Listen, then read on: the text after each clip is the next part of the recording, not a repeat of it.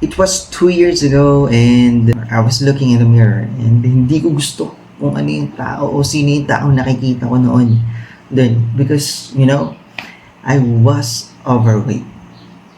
Well, when it comes to confidence, di naman ako nawalan ng confidence. Kahit tumaba ako or umabot ako ng 89 kilograms, di naman ako nawalan ng confidence. But I was so tired all day. Kahit nakatulog ako ng 7 to 8 hours, parang pagod na pagod pa rin ako nung time na yun.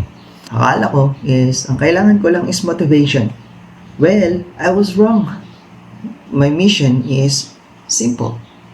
To help people who are overweight and obese lose weight through simple, sustainable, and science-based education. So when I say science-based education, ito yung mga na-research ko, ito yung mga na-search ko, ito yung mga natutunan ko sa mga binabasa ko and I applied it. Itong mga sasabihin ko is already been applied to myself. Tutunan ko na to, ito yung in-apply ko and ito yung nag-work. So makikita nyo dito sa channel na to kung ano yung mga nag-work and ano yung mga hindi nag-work. It will save you a lot of time sa pagta-trial and error. So if you're confused sa sobrang daming fitness advice na available sa social media, then this channel is for you. So let me ask you this question. So bakit ka nga ba tumataba? Bakit ang bilis mo tumaba? So is it because of rice? Dahil ba to sa kanin? About sugar? Sa sugar ba? Slow metabolism? Bad genetics? Or laziness? Well, guess what? The answer is much simpler than what most people think. First, let's stop treating body fat like it's the enemy. So, hindi ito enemy, hindi ito kalaban ha. Hindi mo ito kalaban. So, ini-store to ng katawan mo for a reason. And the reason is, fat is stored energy. So, para may magagamit kang energy for later. So, imagine charging your phone. So, imagine mo, nag-charge ka ng phone. So, anong ginagawa? Pag nag-charge ng phone, our battery is storing energy na magagamit natin for later.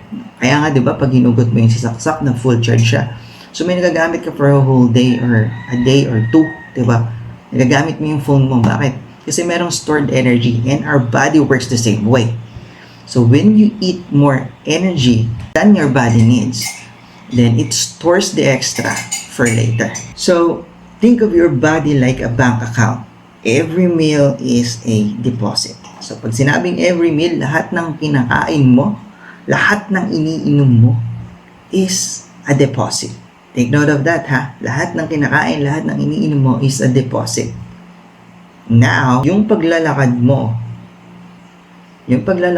every steps na tinitake mo every day, kung nasa school ka man, naglalakad ka, nasa work ka, naglalakad ka, or nasan ka man, basta naglalakad ka.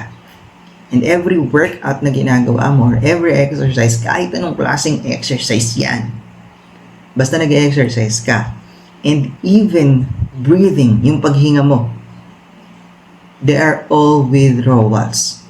So, yan yung pag-withdraw. So, ulitin ko, every meal is a deposit and lahat ng ginagawa, lahat ng binanggit ko kanina is withdrawals. So, yan. So, kung mas marami kang dine-deposit kesa sa wini-withdraw, ano mangyayari?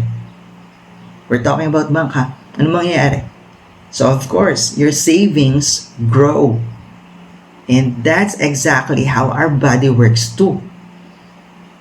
But instead of money, so instead of pera yung naiipon mo, ang naiipon mo is fat. Kasi our body is storing energy as body fat.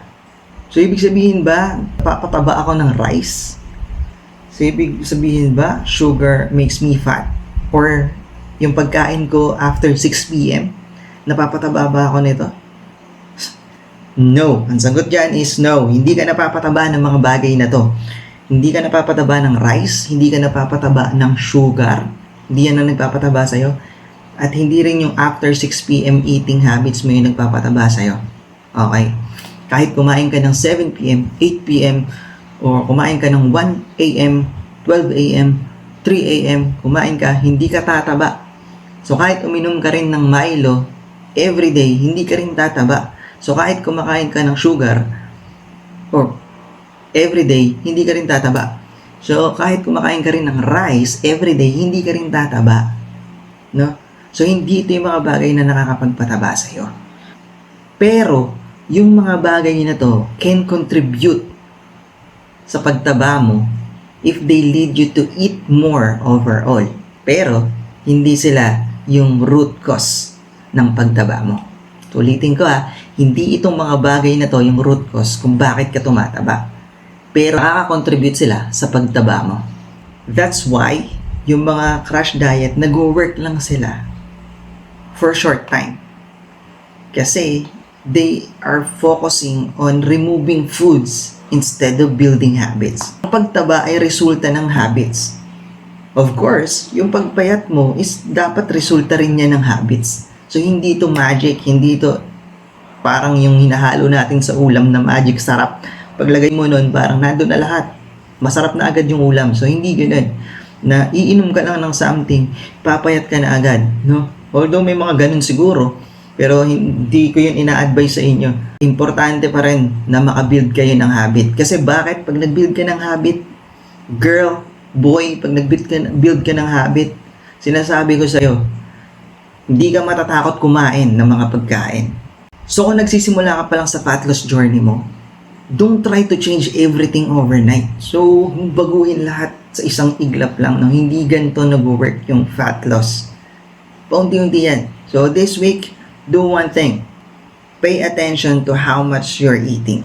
So, tingnan mo kung gaano karami yung kinakain mo. So, hindi para i-judge yung sarili mo, Hindi para i-judge yung sarili mo. But just to become aware. So, para maging aware ka lang. Kasi, awareness is where change begins. Kasi nga, di ba, problema sa problema ay kapag hindi mo alam kung ano yung problema. So, kaya nga, tingnan mo muna kung gaano karami yung kinakain mo para makita mo kung ano yung problema. Alam mo, ang problemang madaling solusyonan is yung problemang alam mo na problema. So, kung natulungan ka ng video na ito na mas maintindihan pa yung fat loss, then you are exactly who I made this channel for. And every week, I'll simplify fitness and nutrition so anyone can understand it. I'm not a professional dietitian, or I'm not a fitness coach too, but yung mga sasabihin ko dito is purely based on my experience, ayon din sa mga na-research ko na ginawa ko, and ano yung nag-work sa akin, and ano yung hindi nag-work sa akin. Kung may mga tanong ka, iwan mo lang dyan sa comment. Maybe it will become our future videos. I am Allrock, and remember, always remember, we're built to glorify.